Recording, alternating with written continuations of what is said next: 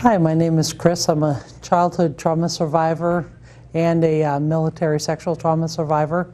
And I first got into the mental health system in 1995 in the military mental health system.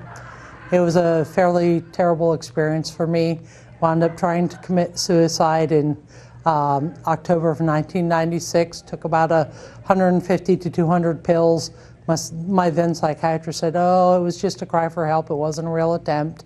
And I wound up getting out of the Army, being discharged under a medical discharge in 1997.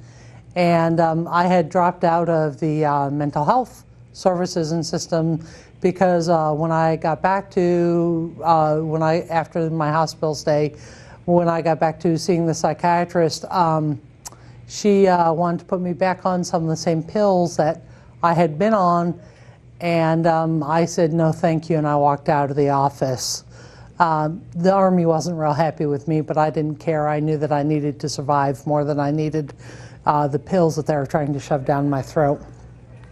I then got back into the mental health system when I needed to find a good psychiatrist for my older daughter. And I wound up seeing the same psychiatrist she saw.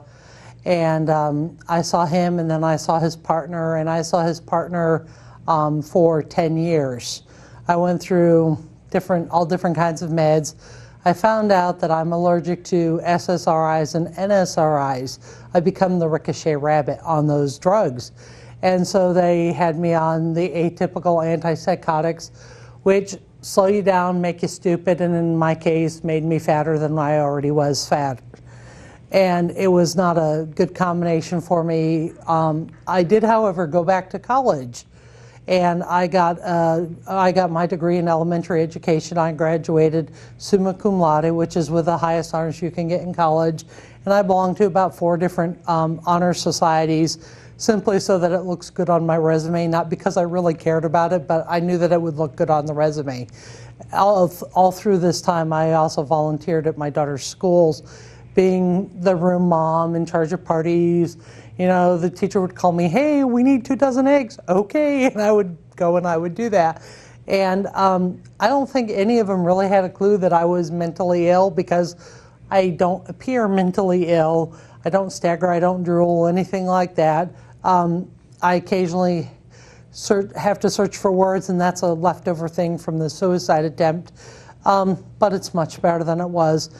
And about when I got hired at my last job, I worked for 2 years as a teacher, and they decided not to renew my contract, and I went into a really deep depression. And I actually, for me, I thought I'd hit the bottom of the barrel as far as that goes when I applied at Walmart, and I actually went through 2 interviews, and I passed both of them, and they called me and they said, we're sorry, you're not Walmart material. And I thought, holy shit, I'm not even Walmart material. I don't have a life, I'm not hireable. And the truth is there was another door out there that God had prepared for me, and I became the grant coordinator for the Kansas Consumer Advisory Council.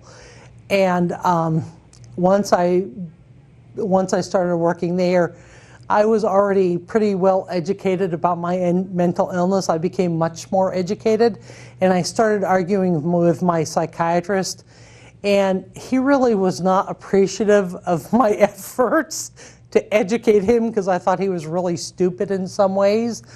And we finally split up when I lost my health insurance, but it was okay, because one of the things that he told me when I was talking to him as a reasonable human being, I told him about mental health recovery, and he said, there is no such thing as mental health recovery. He agreed that there was recovery from substance abuse, whether it was drugs or alcohol, but he said mental health recovery doesn't exist because mentally ill people always have to take medications so that they stay out of the hospital and they maintain. And I looked at him and I said, what's the difference between taking a medication or staying away from alcohol if I'm an alcoholic? Both of them keep me well. It's the same thing. One you stay away from, one you take. He says, oh no, you can never be totally well and totally recovered from a mental illness. And I said, okay, thank you very much. And every time I went to him, his solution was always increase my medication, increase my medication, increase my medication. And I was like, surely you're more educated than that. And I told him one time, I said, there have to be other options other than medication. He said, no, medication is the only way you get well when you're mentally ill. And I said, medications have made me sicker more times than my mental illness ever made me sick. He said, no, that's all in your mind.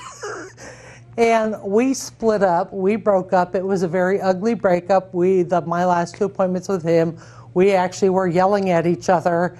And the last time it was so loud, the receptionist came down the hallway and he walked out of the room ahead of me, and she came to me and she said, Chris, are you okay? I heard you yelling at each other. I said, I'm fine. This is my last appointment, but I'm fine.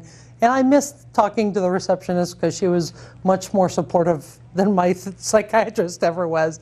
But what I have done since then is I have a support group.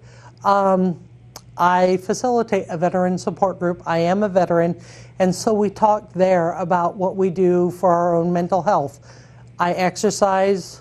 I try to eat right. Doesn't always work, but I try to eat right.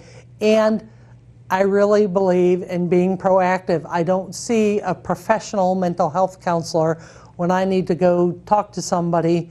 I'm a very religious person, so I go talk to my chaplain. I see a chaplain usually about once every 2 months for about an hour. I get some stuff out of my head and off of my brain that I need to get out of there. I clean out the cobwebs. And I'm good. And I actually only take medication now for the claustrophobia, which is a leftover PTSD side effect from the childhood sexual abuse. And other than that, I stay well through working with other people and also through my hobbies of quilting. And thank you.